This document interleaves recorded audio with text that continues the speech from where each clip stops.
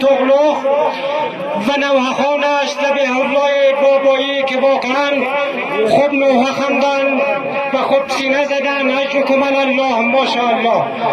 و همکنون از هیئت دسته محترم قریه گزکی و نوحخانش محمد آمان بابایی اخلاقی دعوت می شود که در جایگاه تشریف آورده و به ادامه آن هیئت دسته سینه‌زنی قریه چهارشنبه آمادگی داشته باشد.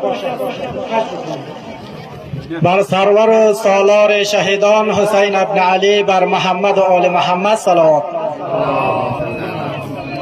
خستگان عشق را ایام درمان خواهد آمد، غم مخور آخر طبیب دردمندان خواهد آمد. آنقدر از کردگار خویشتن امیدوارم که شفا بخش دل امیدوارم خواهد آمد. صبر کن یا فاطمه ای بانوی پهلو شکسته، مهدیت با شیشه دار و درمان خواهد آمد. بر محمد و اهل بیت پاک محمد صلوات.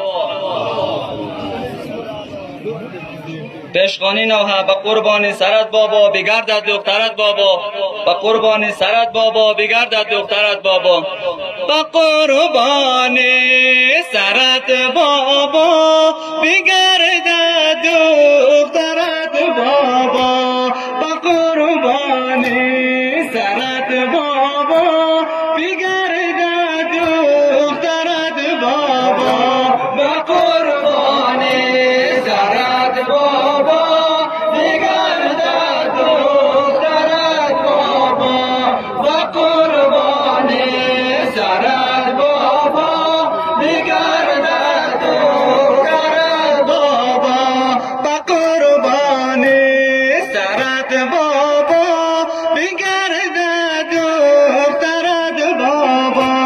کدام این دست که ناخر بریده هنجرت بابا، کدام این دست که ناخر بریده هنجرت بابا، به قربانی سرت بابا بگردد دخترت بابا، به قربانی سرت بابا بگردد دخترت بابا.